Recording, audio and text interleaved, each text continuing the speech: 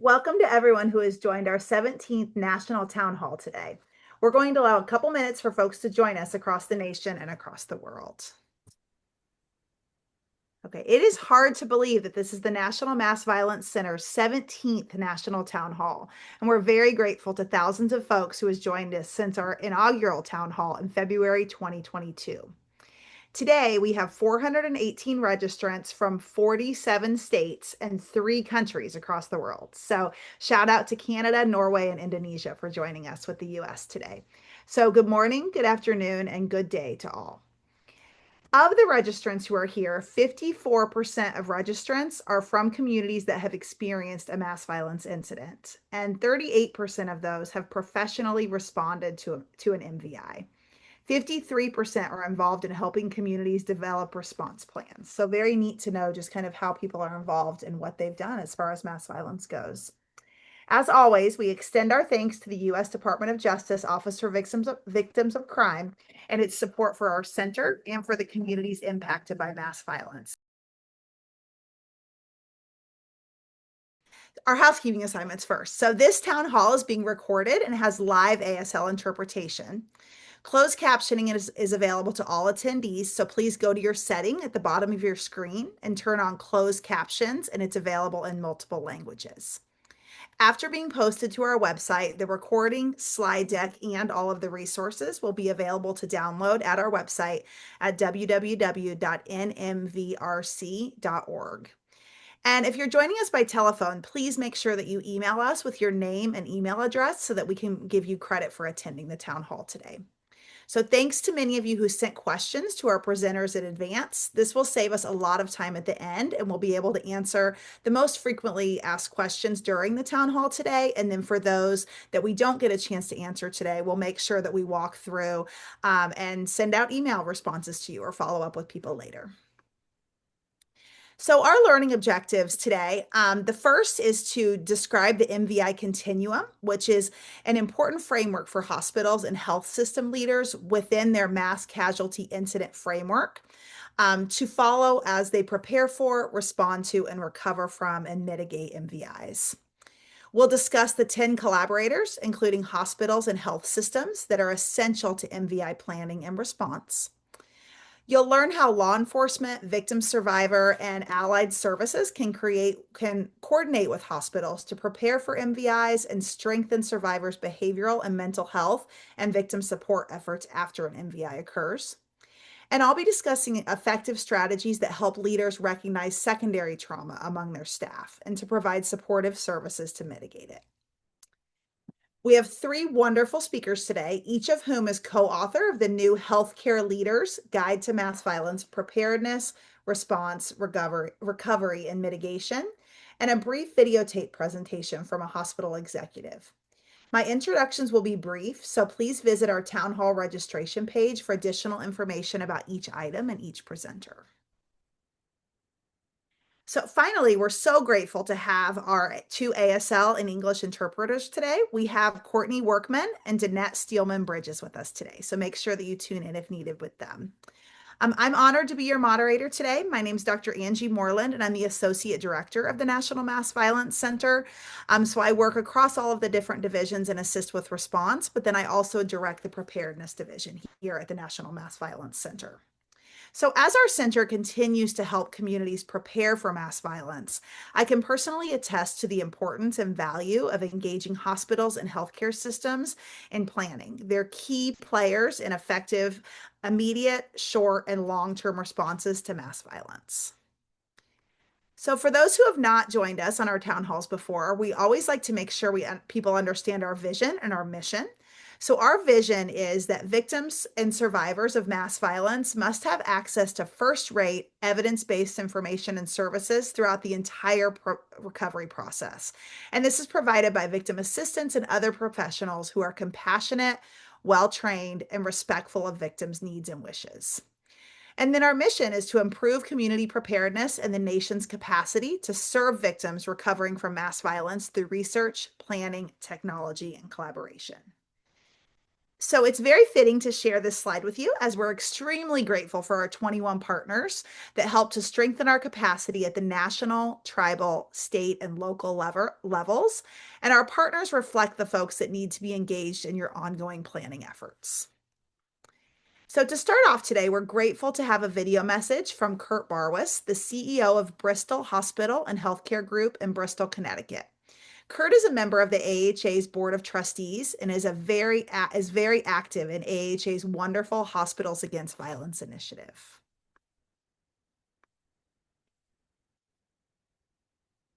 Hello, I am Kurt Barwis. I'm the President and CEO of Bristol Health in Bristol, Connecticut.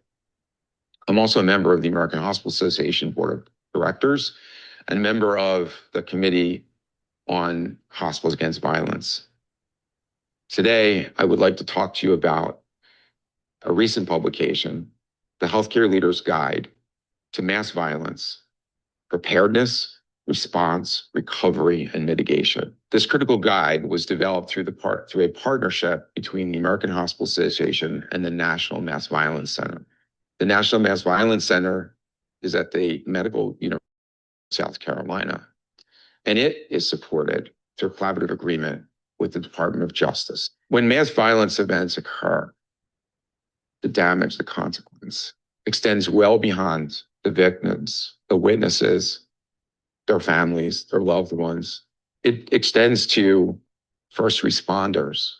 It extends to the organizations where patients are treated or victims are treated. It extends to entire communities, entire organizations where victims and those affected work. It extends to communities in ways that are just incredibly difficult to understand. Maybe not understand, but to identify. People become fearful. They become scared.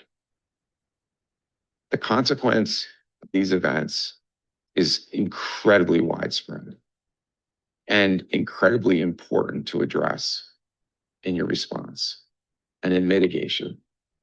My home state, Connecticut, has not been without its mass violence incidents. Sandy Hook Elementary School tragedy, tragic shooting, and more recently, the ambush and murder of two police officers, the ambush of three police officers, the murder of two in Bristol, Connecticut, my home city, absolutely affected my organization in incredible ways. Those individuals, those police officers, two of whom were in my emergency room literally 20 minutes before they made that fatal call. I think it's important to understand that response is an individual thing. Time, healing, addressing these issues is on one's own time frame. How you respond, what services you bring, how you create centers for victims' families, for the community, for the press. Going through these incidences,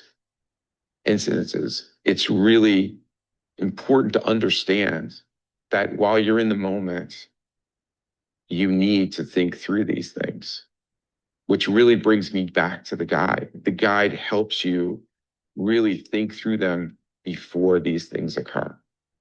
It's really important to understand that the guide helps you augment and improve on your disaster preparedness programs. It helps you essentially think through these things well in advance. It's important to do tabletop exercises. It's important to reach out and develop, if you don't already, relationships with your local PD and the FBI and other community organizations who may support you in a response. Those things really take time to develop. It's not the kind of thing you want to do when you're in the middle of a mass event, a mass casualty event. You want to do those in advance. So please take the guide back to your organizations. Spread the word to other organizations around your state, your communities, and encourage others to adopt the guide's programs, has tremendous amount of resources. There's links in there for everything that you can imagine. And help us in this country be better prepared for these events. I want to thank many of the individuals who have lived through these events for their support in helping create this document. So thank you for giving me the opportunity to make this introduction today. And again, please adopt the guide in your disaster preparedness programs. So I'm going to turn it over to our colleague at the American Hospital Association, Jordan Steiger, to provide her presentation. Thank you, Jordan. Thank you, Angie, and I'm so happy to be here with all of you today to share a little bit more and just build on kind of that initial message that Kurt just gave. So my name is Jordan Steiger, and I'm the Director of Behavioral Health and Violence Prevention at the American Hospital Association. The AHA is the national organization that represents and serves all types of hospitals, healthcare networks, and their patients and communities, with nearly 5,000 hospitals, healthcare systems, healthcare networks, and other care providers in our membership. We have a longstanding commitment to supporting our members in addressing violence of all kinds through our Hospitals Against Violence initiative, which supports members in preventing, responding to, and mitigating the impacts of violence across workplace and community settings. We focus on sharing solutions, tools, and collaborative opportunities with our members and our partners that can help reduce the impact of violence in our communities. Next slide. To help organize all of this work in a practical way for our hospitals and our partners, we have developed a framework that many systems now use to guide their violence prevention efforts. The 4 areas that we really try to focus all of our work on are fostering a culture of safety, risk mitigation, violence intervention, and trauma support for the workforce following a violent event. What I really want to hit home with that framework is that it is not prescriptive. It's meant to be adaptable, so hospitals can use it to assess where they're really strong in their practices and where there may be gaps in their violence prevention work. Each of these 4 areas is supported by an issue brief that goes much deeper into practical strategies, considerations, and real-world examples that I really encourage you to check out if you're curious about some of the work we do. Many health systems are using this framework to guide strategic planning activities, inform their boards, and align their violence prevention activities across the organization. So we can go to the next slide. So although the framework that I just showed doesn't explicitly mention mass violence, I think it's very easy to see how the priorities that we have at AHA align seamlessly with the work of the National Mass Violence Center. We work very closely with the NMVC to ensure that the best practices and knowledge and support that they possess are making it into the hands of our members, and that our members understand how critical it is to be prepared for mass violence incidents. As we heard Kurt say in the video, hospitals play an absolutely critical role in the way communities respond to MVIs. We know as consumers of healthcare, as people who maybe work in hospitals, that hospitals are so much more than just the places people receive medical treatment, especially during a mass violence incident. They serve as hubs of safety and recovery and resilience and connection. They help communities survive the immediate crisis, process trauma, reconnect with their loved ones, rebuild, and move toward long-term healing. We can go to the next slide. So the important role that hospitals play within the MVI kind of spectrum of services led us to co-create the new leadership guide that Kurt mentioned in his video. We released that earlier this year, and it is called the Healthcare Leaders Guide to Mass Violence Preparedness, Response, Recovery, and Mitigation. This guide provides essential information to leaders about MVIs, along with links to detailed implementation resources that staff can use to put this knowledge into practice. The recommendations in this guide offer specific guidance to prepare for and respond to MVIs, and it is provided to enhance and not duplicate your existing emergency management plan that I'm sure all of your organizations have. Next slide, please. Before we get into the details of what is in the guide, I'd like to go a little deeper into the most key concept I think that our guide presents, which is the MVI Continuum. The The MVI Continuum shows that effective hospital leadership in mass violence really means focusing on four different things: preparing before the event, responding in the moment, supporting long-term recovery, and actively working to prevent future harm. But all of these really need to exist as part of a continuous and interconnected cycle. I think what this MVI continuum really says to me is that mass violence is not a single moment or a point in time in the community. It needs to be an ongoing process that hospital leaders are thinking about that spans before, during, and long after an incident. It emphasizes that hospitals and partners must operate across all four interconnected phases, which is the title of our guide, preparedness, response, recovery, and mitigation. We'll go to the next one. So over the remainder of our time together today, we're going to go into deeper detail on each part of the MVI continuum, and I'm going to kick us off with preparedness. So preparedness, I think, is really the foundation of the MVI continuum. What hospitals do before an incident determines how well they can respond and recover and help prevent future harm.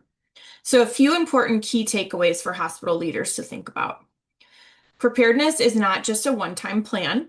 It's an ongoing cycle of planning and training and improvement that must be regularly practiced and integrated into your overall, plan for emergency preparedness. The second thing is that strong pre-established partnerships are essential before an event actually happens in your community. So building that trust and coordination with law enforcement, EMS, public health departments, and community organizations will really determine the smoothness of the response that you're having from the hospital side of things. The third thing is that planning must go beyond thinking about providing immediate clinical care. We know that's important, and that is the true function of a hospital. But hospitals also play a very critical role in things like family unification, meeting the increased need for behavioral health services after an event, and meeting the need for communicating with the media. So make sure you're also thinking about these things alongside thinking about how you're going to provide that clinical care in an emergency. Fourth thing I want to mention is that training drives readiness.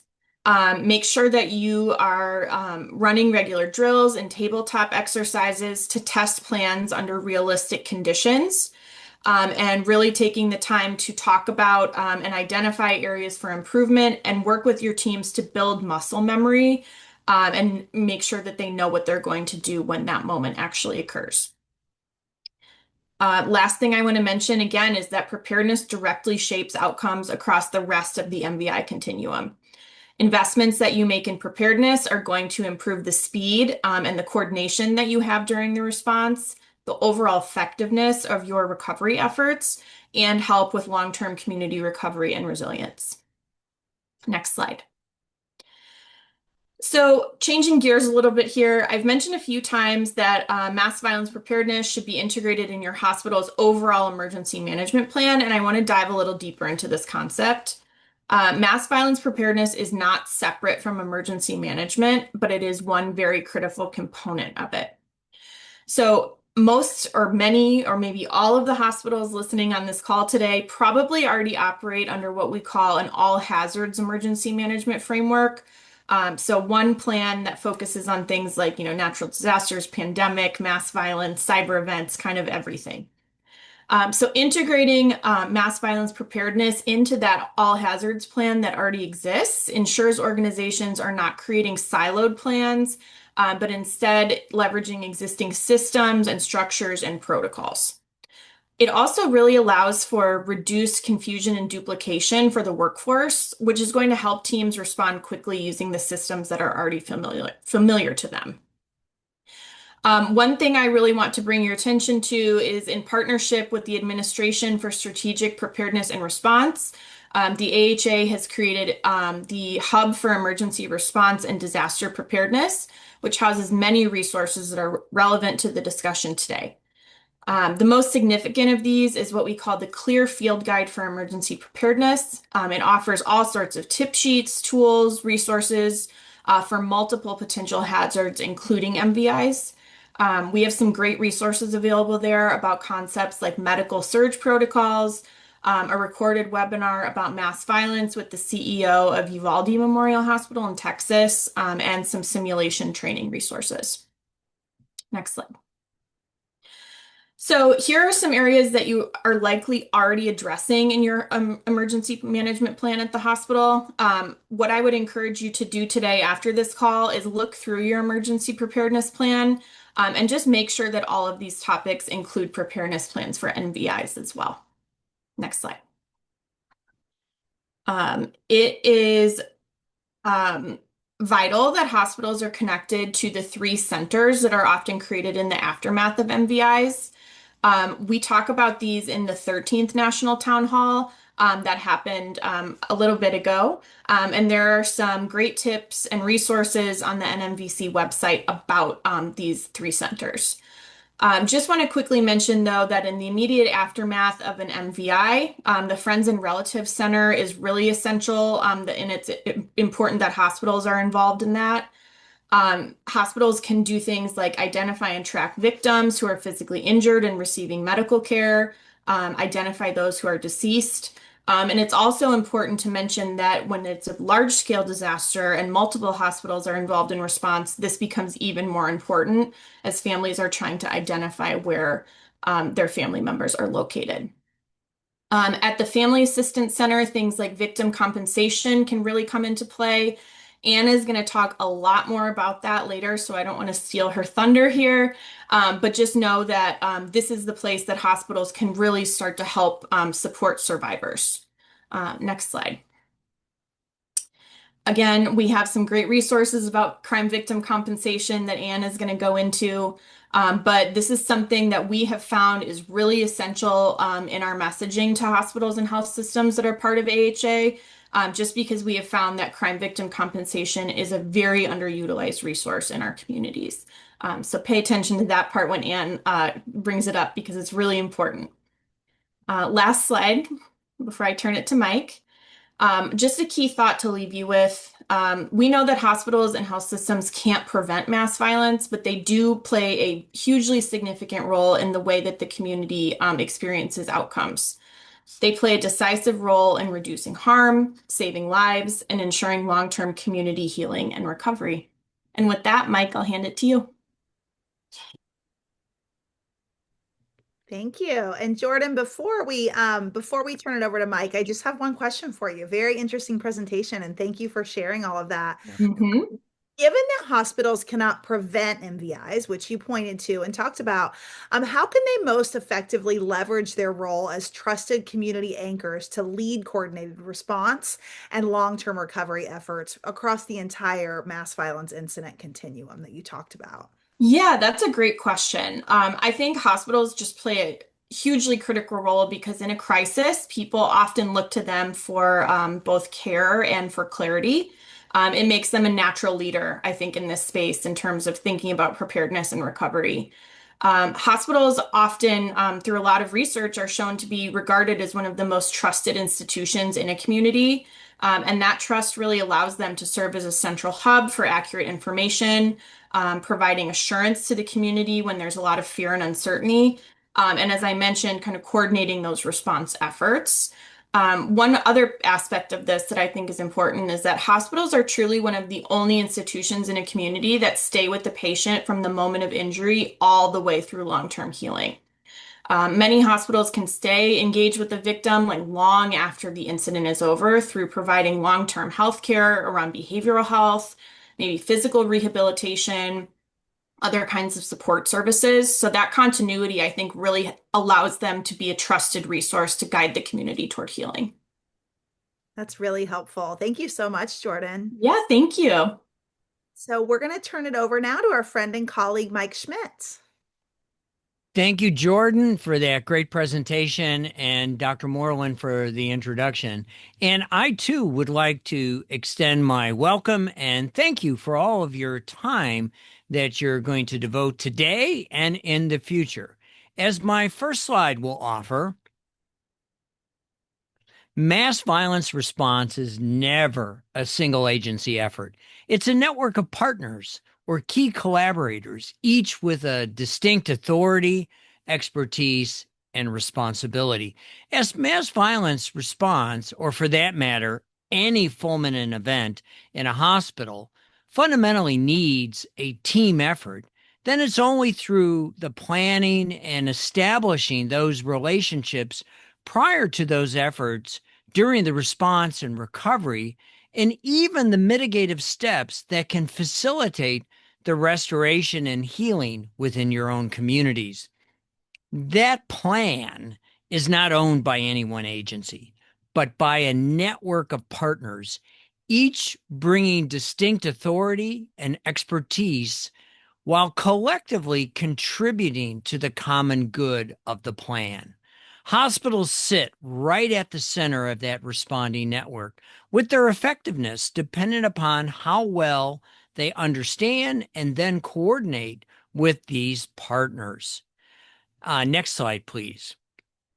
That's why tools like the AHA NMVC collaborators matrix are so valuable. In this handy tip sheet that you can see off to the left, we have laid out, it's not just who those partners are, but rather what roles they serve across a spectrum of MVIs, namely their role in preparing, responding, recovering, as well as the mitigative steps necessary to heal our communities. But understanding those roles on paper is only the starting point. Simply, this collaborators matrix offers hospitals a practical roadmap, the partners you're going to need to invite to be at your side as you navigate your way through what is often one of the most challenging of any disaster events hospitals will ever face. Next slide, please. These are not optional relationships, folks. These are core operational partners that hospitals will need to rely on before, during, and after, long after any such incident happens. Real clarity comes from working together in advance, as is shown on this slide, through joint planning, as Jordan mentioned, tabletop exercise, and of course, shared protocols. That's where partners begin to see how their responsibilities intersect, from those of law enforcement handling scene, safety, and evidence, to EMS managing field triage, to hospitals balancing clinical care with those legal and victim support needs. Next slide, please. This next slide offers how hospitals are going to learn that no one partner contribution is necessarily more important than the other. Here it's vital that any and all efforts ensure this cross-agency coordination, if you will, supporting the responding hospital's MVI response. With their success, often dependent on how well these roles are aligned before the crisis even occurs. Coordination isn't improvised in the moment. It's built through exercises, shared protocols, and understanding each partner's mission well in advance. During an incident, such coordination has to become instantaneously operational, and such is accomplished through unified command drills and exercises, as well as shared communication pathways. Next slide. This is well illustrated on this slide, where there's the common goal for each partner that they all have 100% shared awareness. Because, if you will, care doesn't stop at the bedside. It extends to legal, emotional, and long-term recovery needs. Next slide. How this is accomplished seamlessly during an event comes from an appreciation of the value offered from a unified command or the Joint Operations Center. This then allows each invested partner, from the hospitals to law enforcement, EMS, to function as a single system, a comprehensive unit, if you will, sharing information in real time, aligning common decisions, and presenting coordinated public messaging. Such a joint operation interface becomes a critical strategic asset. But in order for it to be effective, It has to move in both directions. All parties, from law enforcement to victim liaison representatives, require situational awareness from the hospital, as well as hospitals need threat and safety information from law enforcement. That exchange has to happen quickly, but also within these clear legal and privacy boundaries, which is why it's so important that we have these pre-established agreements and a common shared understanding of HIPAA constraints. They're so important. Reducing it to a catchphrase that I think all parties can appreciate. When all partners are integrated through their unified command and the Joint Operations Center, coordination becomes real time. And candidly, it's far more effective. Next slide. So the takeaway is this: effective response isn't improvised. It's built on relationships, clearly defined roles, legal and operational clarity, and practice. When those elements are in place, what you get is not just coordination, but a truly integrated system that can support patients, families, the healthcare team, and the broader community through every phase of an incident. This then, too, becomes a strategic asset. Next slide, please. Even in the middle of life-saving care, hospitals are supporting the investigative process, preserving evidence, documenting injuries, and maintaining a chain of custody. Again, reinforcing that their role extends beyond the bedside. Next slide, please. Understanding the legal pathways for information sharing ensures that all parties can act quickly and appropriately under these time constraints. Pressures are often frustrations associated with MVIs. Next slide, please. Not every request can or should be fulfilled. Hospitals must balance urgency with legal and privacy obligations, and when in doubt, they need to be able to consult their legal team.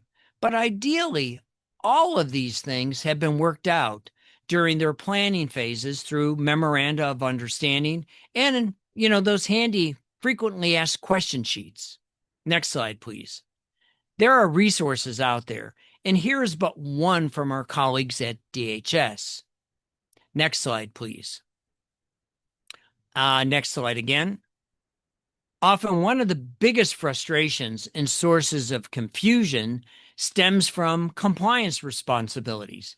Here, gaps in coordination may be addressed by a common shared understanding that hospitals are legally bound in ways other partners are not necessarily constrained. And that matters in real time. So working out roles and responsibilities ahead of time matters. I'll finish with my key takeaway. And it's quite evident to anyone who has ever responded to any form of disaster. Relationships, clarity of roles, and practice with a capital E for exercise are what transform a group of agencies and individuals into a coordinated response system. In one word, collaboration. For if you can identify and, more importantly, rely on the strengths of your collaborators, you'll be able to provide the care and support you are expected to deliver. And thank you. Angie, back to you. Absolutely. And I'm actually going to turn it back to you, Mike, because I do have a question for you as well. Thank you so much. So you mentioned throughout your presentation many interfaces involving hospitals with a lot of different partners. How can hospitals better understand each partner's roles and responsibilities so that they can best ensure that collaboration? Oh, that's a great question. And candidly, it's one of the biggest challenges hospitals face. It's not just who the partners are, but truly understanding what each partner does across the life cycle of an incident.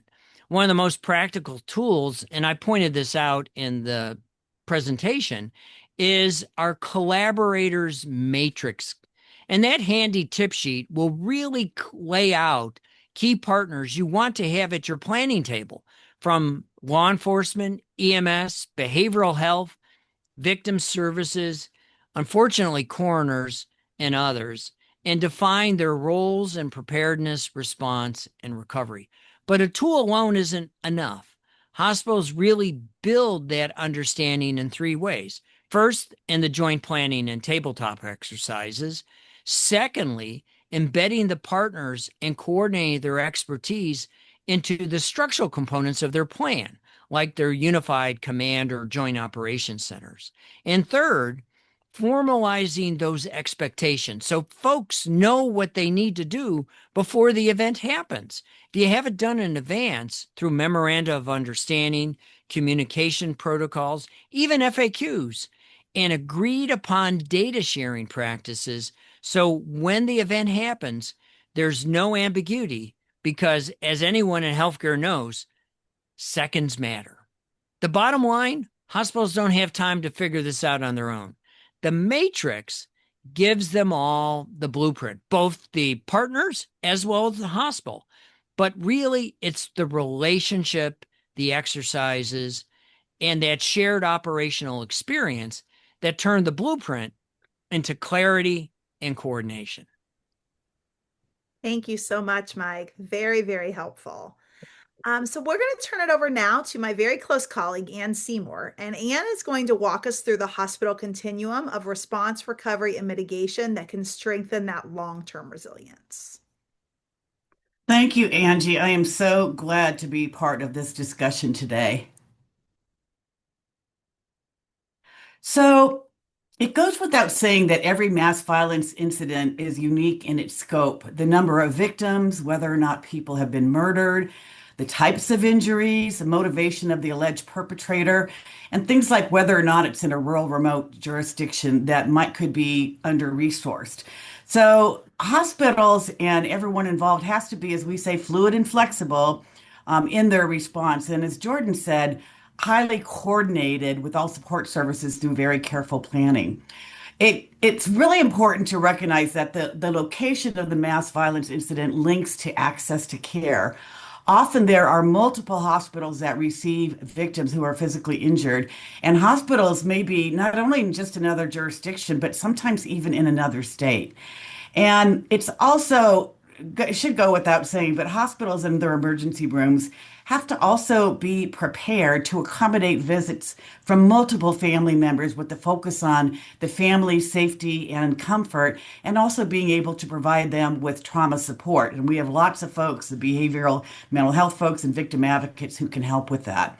And the other thing is, while medical attention to physical injuries is the immediate priority, hospitals also have to plan for longer term clinical services such as behavioral and mental health. And clearly, with really careful preparedness, physically injured victims can be taken to the hospital that can best tend to their needs. And we've seen cases where this often involves children and infants who are hurt and need specialized pediatric care from different hospitals.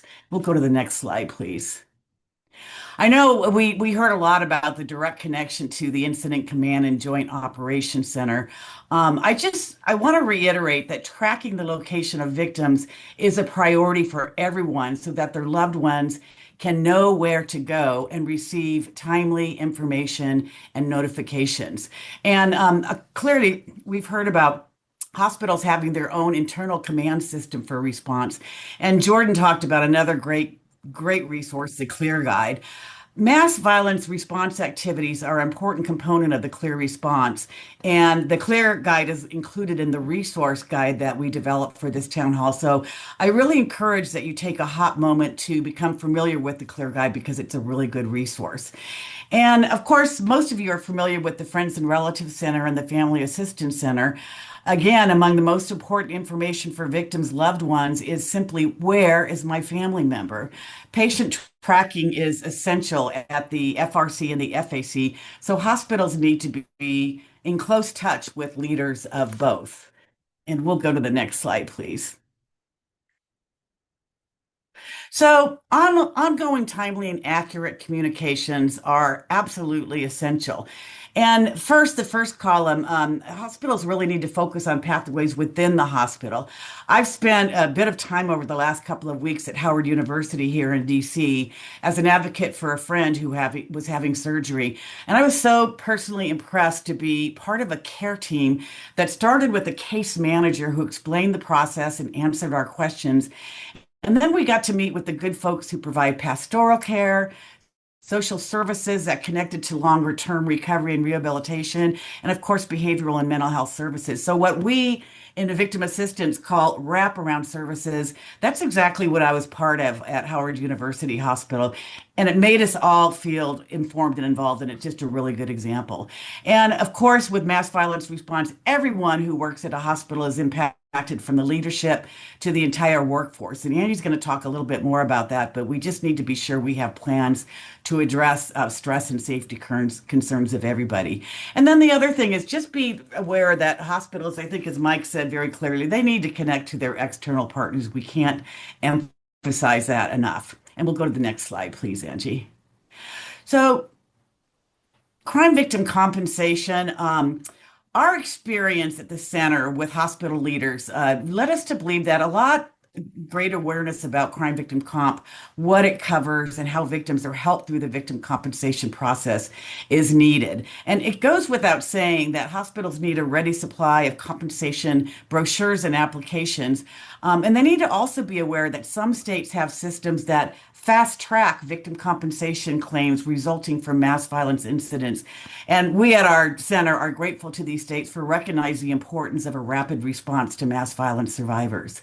It's also important for hospitals to know that there are thousands of organizations that receive funding from VOCA.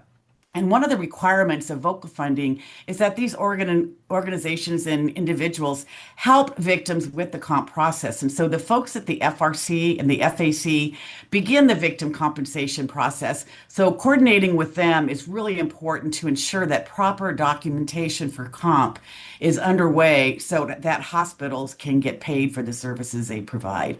And on the NMVC and AHA website, and in our resource guide, we developed by popular demand a new tip sheet about victim comp that was written specifically with hospitals in mind. So it's a good resource to share with your hospitals before a mass violence incident occurs. And we'll go to the next slide, please. I'm just really proud that when there are major mass violence incidents, our center curates a resource guide specific to the type of mass violence incident. Does it involve child victims? Is it hate motivated? Was it at a school or college? Things like that. So we're really grateful to our partners at the American Hospital Association because they immediately share that guide with the hospitals in the community that are responding to the mass violence incident. And we'll go to the next slide, please. Mike talked a lot about the importance of ongoing cooperation with law enforcement and prosecutors, both in the criminal investigation, if there's going to be a criminal trial. And I think the only thing I really want to emphasize is that when we talk about the continuum of care, we need to think about what victims who are patients need for the recovery process. Jordan said it may go on for weeks, months, and even longer. So effective case management requires coordination, as I discussed earlier, both internally and externally, so that we can provide what we like to say a seamless process for victim assistance in the aftermath of mass violence incidents. And we'll go to the next slide, please. So it's really important to recognize that after action reports are so helpful to us to learn from the experiences of folks who've been through a mass violence incident. And over the past years, our team has reviewed all of that are available and the lessons learned from each AAR. They can really help improve mass violence responses in the future. Hospitals are really essential to these reports, and you'll find a great guide on our website that offers suggestions to ensure that after action reports are survivor centric and trauma informed. Hospitals also conduct their own internal assessments in the aftermath of MVIs. And we hope that our new guide provides valuable information to help hospitals measure things like community partnerships that Mike discussed, victim and behavioral mental health services that Jordan discussed, and the importance of maintaining that continuum of care. And to all of the resiliency centers across the nation, and they're all connected with our National Mass Violence Center, we want you to stay connected to your hospital and healthcare professionals and make sure they are part of efforts to address the ongoing physical, behavioral, and mental health needs of survivors. That direct connect is very, very important. And I'm going to turn it back to Angie. Yes, thank you so much, Anne. All of this is very, very helpful. One question for you. Since every mass violence situation or every mass violence incident is unique in its location, scope, and impact, that can make it kind of difficult. So, to prepare, how can hospitals prepare for this wide range of potential impact, not really knowing where or how, what the large scale impact will be? Well, Angie, you leading our preparedness division, I'm so grateful for your leadership there. It really goes down to it's kind of Marsha. It is planning, planning, planning for all possible scenarios. And I want to emphasize that reading after action reports from those who came before us super helpful so that you can look at things that went right and things that could use improvement. Increasingly, Mike talked about having tabletop exercises and all of the responders participating in on-site exercises and drills that it can involve all partners, including hospitals. And so hospitals can not only tap into these activities, but I think they have a core leadership role in these activities, in addition to their internal preparation activities. Just remember, there are so many people outside of the hospital healthcare environment that have to be on board the team in responding to mass violence incidents. So true. Thank you so much for highlighting that and for going over all of these very, very important aspects, kind of getting us through that entire mass violence continuum from a hospital. Yeah. So, I have the honor today to be able to talk a little bit about secondary trauma in the hospital and healthcare workforce. So, this is an area that is very near and dear to my heart, and also for all of us at the Mass Violence Center, really making sure that we're addressing the secondary trauma and the impact that can be there whenever any type of trauma occurs. But with a mass violence incident, what we've been able to recognize is that secondary trauma is most always present and often ignored or not paid as close attention to because as helpers and as hospital and healthcare workers, people go into that field because they're helpers and oftentimes are so focused on the community and so focused on the patients that they often either forget to or don't prioritize their own secondary trauma and how that can have an impact. So, I'm going to talk for a few minutes today about identifying and addressing that secondary trauma and how we can really focus on this within the hospital setting. So, really thinking through these hospital and healthcare leader responsibilities, they're we or they are very responsible for making decisions about individual and workforce capacity across the stress continuum. And that really plays out when we talk about a mass violence incident and the stress that is there. Leaders set the tone for how others treat one another. And they also set the foundation for how the workforce perceives stress reactions. So, in a mass violence incident where it is extremely chaotic and extremely stressful for all involved, and the hospital being one of the most stressful places, that's where people look towards, and it very much sets that foundation for everyone working in that workforce, and both from the immediate impact all the way through that long-term recovery. So leaders leverage the skills, knowledge, and attitudes of every single workforce member and really can mitigate vulnerabilities and can serve those who become injured in all stress situations, but specifically in mass violence. So I know probably most people on this call today or listening to this webinar have seen these words before. I'm not going to spend a whole lot of time really defining and walking through what each one of these words means, but just very briefly so that we understand kind of what we're talking about here. Knowing that vicarious trauma and secondary trauma all of these are overlapping. So when we talk about burnout, vicarious trauma, secondary trauma, and compassion fatigue. What we're talking about here is we'll start with vicarious trauma, and that is exposure to an event due to a relationship with a primary person. So, knowing someone that has gone through an incident and experiencing that trauma alongside them because of what they've gone through. Secondary trauma is primary traumatic stress as a direct target of the event itself. So you're around those incidents that are occurring and it's causing you secondary trauma because of the trauma that you're seeing on others. Compassion fatigue is when that can become very overwhelming and it can become fatiguing and can be very overwhelming. And it has to do with those negative aspects of working as a helper. And then also burnout, really, which I know most people have heard of this, really deals with that inefficacy and feeling overwhelmed.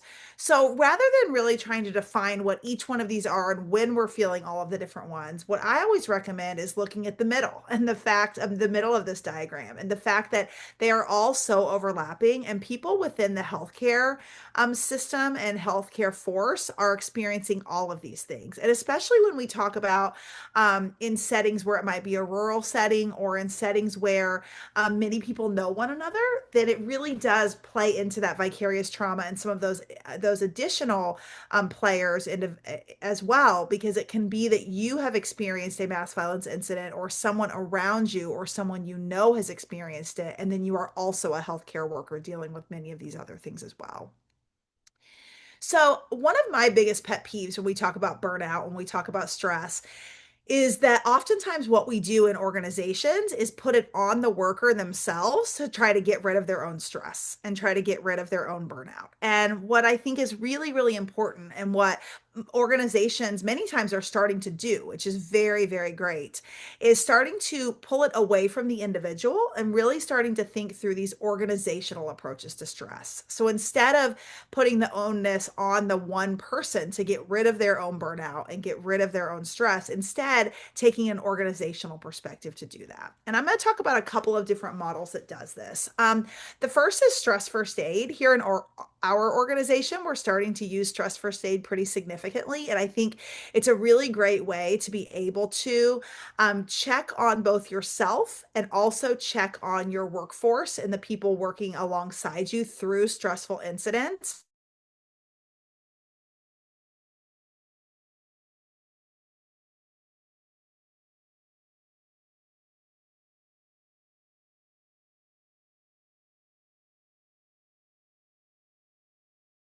Rid of the stress, especially when we're talking about an extremely stressful time like a mass violence incident, but rather we're talking about how can you connect with one another and be able to provide the primary aid that's needed to one another and the secondary aid so that you can coordinate and more successfully get through those stressful moments. So within stress first aid, there are three main kind of concepts. We talk about a stress continuum, which I'll point on in just a second. We talk about stress injury, and then we talk about stress first aid. So like, what do we do about that? And what we know is that stress in and of itself causes occupational stress injury. And the processes and actions that peers and leaders use to address these stress injuries are what can mitigate or lead to, depending on what the responses are, long-term harm and difficulty recovering from these stressful incidents. So we cannot make stress go away in a healthcare setting.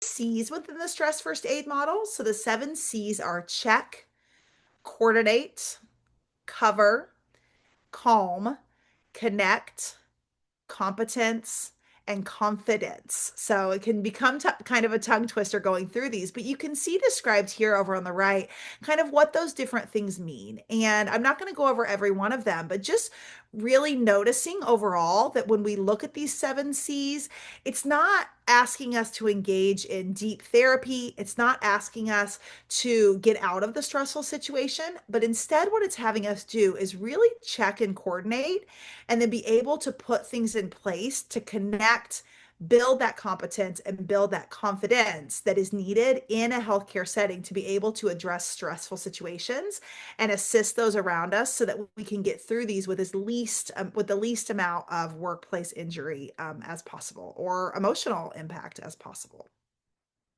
One of the things that I really love is this stress continuum. And we've started within our organization, and we work with several hospitals and obviously through the American Hospital Association as well, in really talking about how these can be implemented within organizations and within workplace structures. And it's a very quick check in to be able to see as hospital leaders, and then we'll talk about your workforce that's working with you. But as hospital leaders, figuring out where are you on the stress continuum. So when we think of a continuum from, green to red, green means that you're ready. So you're coming into the day or coming into the hour, or sometimes in a hospital setting, coming into the minute or the second, at a different place on this continuum. And if you're green, you're ready, you're focused, you're engaged, you're calm. That might not be a place that people always are, but it might be when they're coming into a situation.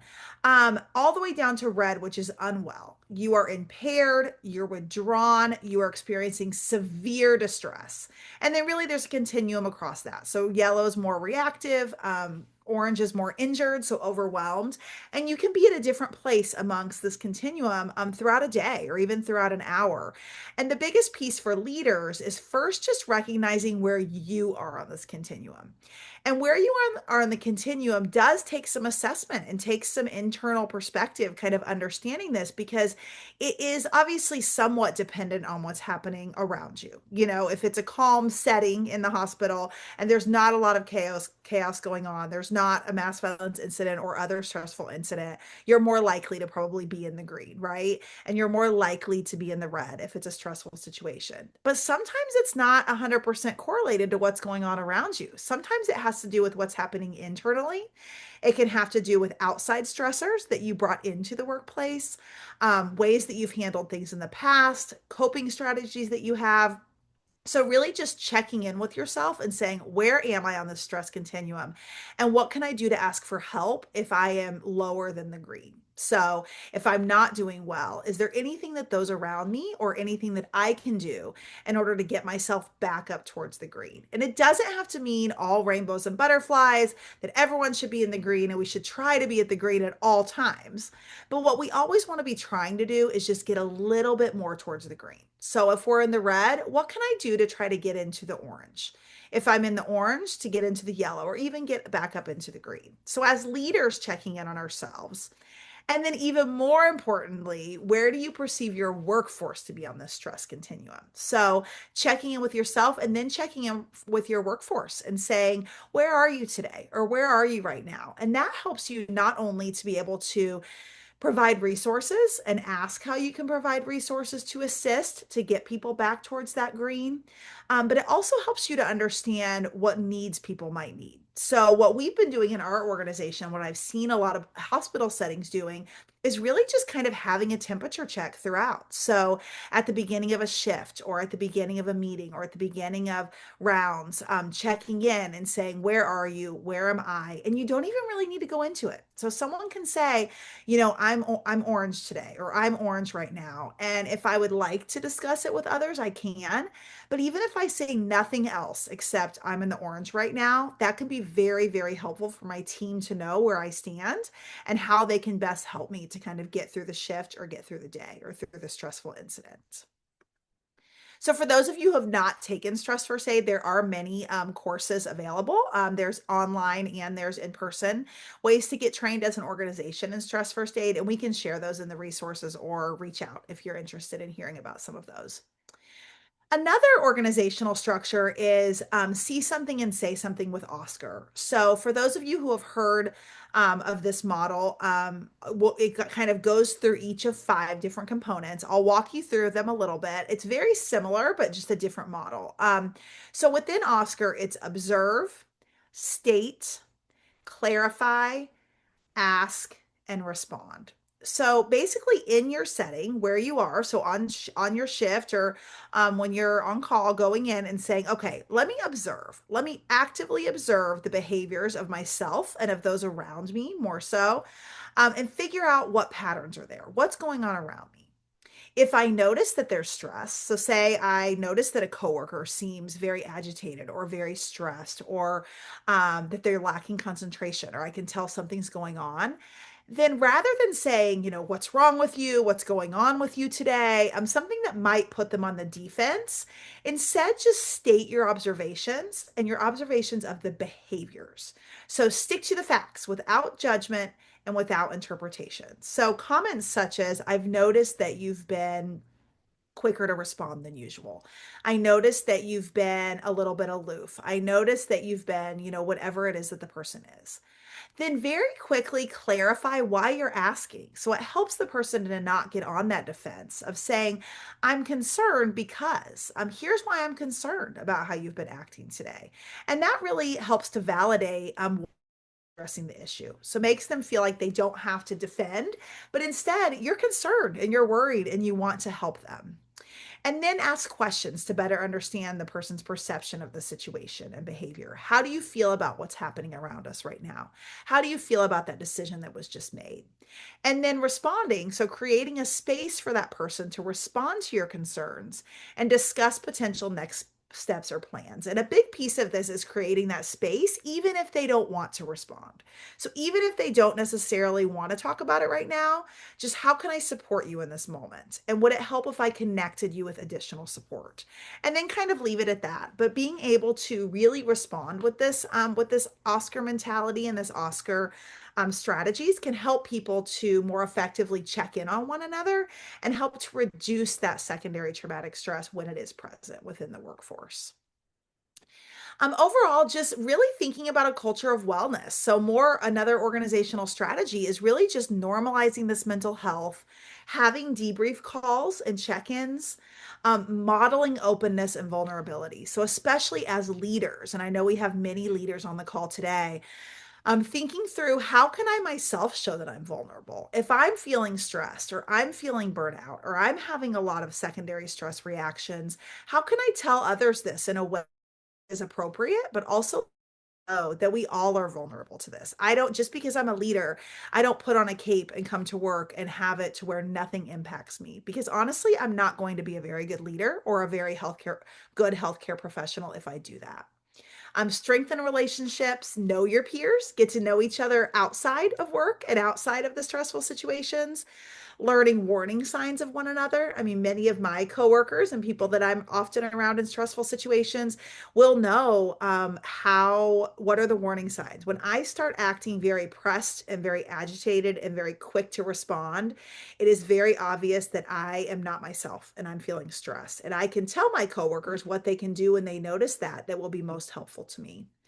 Knowing the resources and the skills available, and then also responding with compassion and empathy to one another so that you can build that trust and have that confidentiality. If I talk with my coworker and I share with them, how do I know they're not going to share it with everyone else? We have a lot of resources through the NMVC and through the American Hospital Association. I know we've talked about the guide a lot today. So our guide to mass violence preparedness, response, recovery, and mitigation, in case you haven't picked up on that today, you should read it and should look over it. It will be very helpful with many of the things we talked about. We have a crime victim compensation tip sheet for hospitals, and we also have the collaborators matrix. So if you go on our website, you'll find many of these resources. Also on our website, we have tip sheets, best practices guides, forums, all kinds of things that you can look through that can be very helpful. Town halls like this one, podcasts, our virtual resiliency center. And then I really want to make sure that I highlight our Transcend app. So for those of you who are not familiar, this is for people and communities who have experienced mass violence and has a lot of resources to just facilitate recovery as you walk through. And then lastly, our Virtual Resiliency Center. So our Virtual Resiliency Center provides a background with a lot of assistance for communities, and it also adds has a lot of resources, but then individual mass violence incidents that have occurred over the last year or so, there are individual pages for those particular communities with specific resources on here.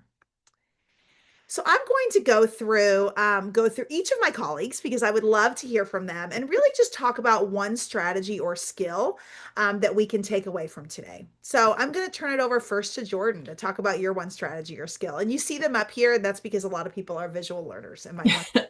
Perfect. Thanks, Angie. So I think the first thing is just like Angie said, we've mentioned it a lot today, but just review the guide and maybe take a look and see what your biggest area of improvement can be.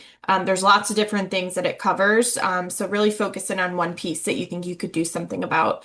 I'm going to cheat and say something else too. I'd say in the next like 30 to 60 days, really start to think about the partnerships. I know Anne talked about that and Mike talked about that, and that's a huge component of all of this.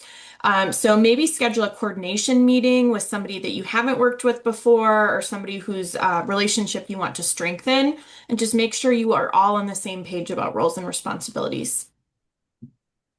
Wonderful. Thank you so much, Jordan. And Mhm. Mike, what is your one strategy or skill? It's really pretty simple. Focus on demonstrating an ability to quickly establish those critical communication bridges. This includes training hospital leaders to initiate that all important direct name connection with the Joint Operations Center within those first 10 minutes of an incident.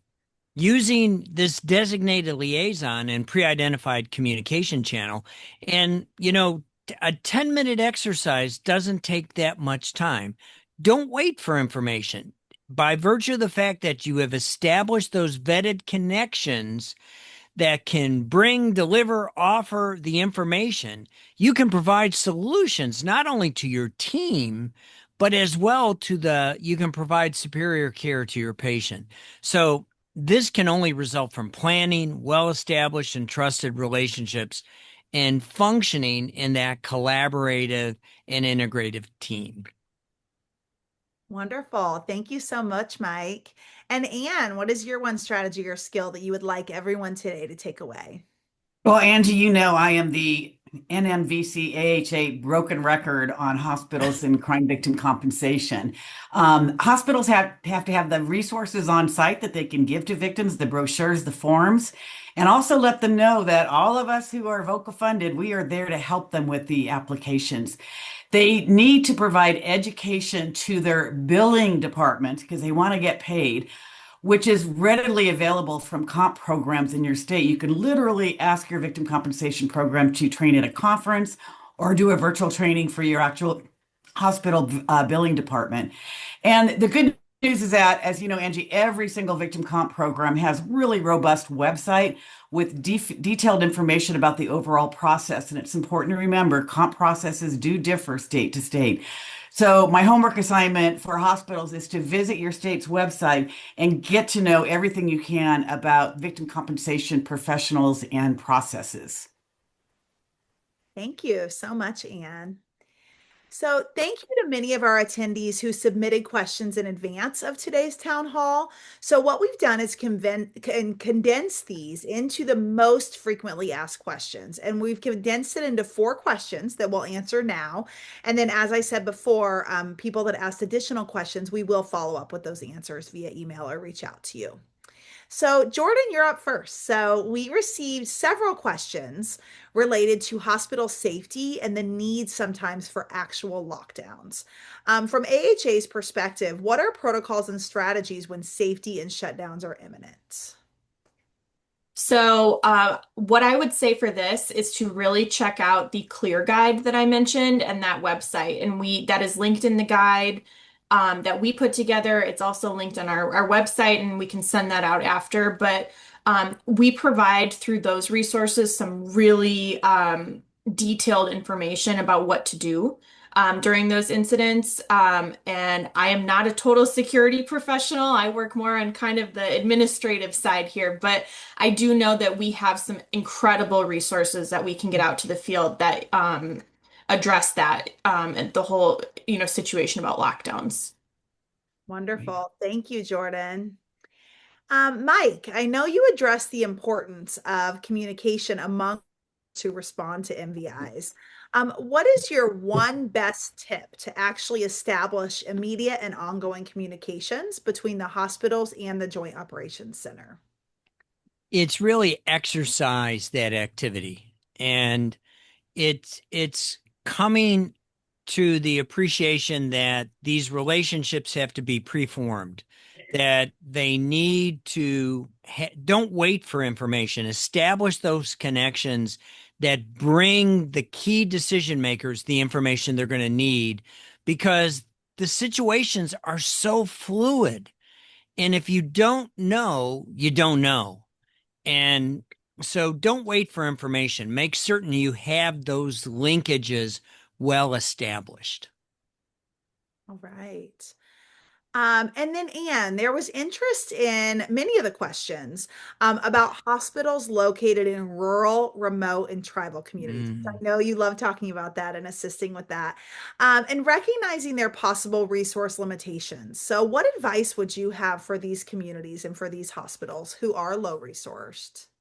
Angie, I want people to know that our partner at the AHA, they actually do a conference that is just amazing for specifically for rural hospitals and healthcare systems.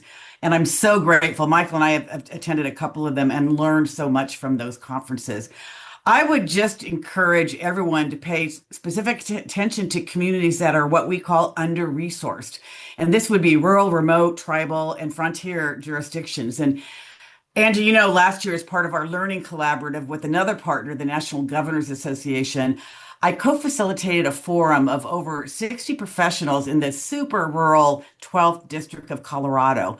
And I was so amazed that folks from the state level that do emergency planning, they shared their strategies that could provide training and response support to the rural and remote communities, from emergency response to hospital services to victim services to schools. And so when hospitals and allied professionals create their state level emergency response plans, they need to think about the wide range of mass violence scenarios and about these communities that maybe need a little extra support in response and recovery and mitigation. And it's not all gloom and doom. What I learned in Colorado is that they recognize the strengths of more rural and remote communities, the amazing sense of community, and the willingness of everyone to help and find ways, large and small, to support responses to mass casualty incidents. So focusing on these jurisdictions that might need a little extra help is a really big priority for everyone who's tuned in today. Thank you so much, Anne. And finally, I personally appreciate the questions that came in related to hospital staff and around secondary and vicarious trauma. So, while I hope my presentation covered some of these effective strategies, the most important thing is that hospitals recognize the potential for secondary trauma. So, recognizing that it's often there and that we need to pay attention to it and address it. And this goes from the C-suite to the emergency room for all staff who are present for a mass violence response, and even for staff that were not present in the hospital during the time. Only when we recognize the very real threat and difficulty that it outcomes of secondary trauma can hospitals focus on having programs in place in advance. So now putting these programs in place that address staff stress, trauma, and having that overall goal of building individual and team wellness and resilience. So we cannot stress the importance of all of that. So I'm going to show you here our YouTube. If you go to our YouTube channel, which you can see the link to here, all of our previous national town halls are here, and a wide range of our training and educational opportunities are also available here. So reach out if you have any questions, but you should be able to find most of them here. And then you can always request consultation and assistance from the National Mass Violence Center. As we always say, it is free to communities. So please reach out. And you can see here, you can reach out for general inquiries or for preparedness inquiries. And really, we all know each other and are working together. So just reach out to any of us and we'll get you to the right place if you don't know who to reach out to. As we end this National Town Hall, we rely on your evaluations to help us improve our training and our technical assistance. So when this session ends, a brief survey will appear on your screen. So take a few minutes to fill it out, and we appreciate your input. In your evaluation, please send the NMVC topics that you'd like to see addressed in the 2026 Town Hall Series, and we'll make sure that we get to all of those topics. Our many thanks for all of you for joining us today and for your interest in and commitment to helping mass violence victims and survivors, and especially for preparing within the hospital setting. Thank you so much.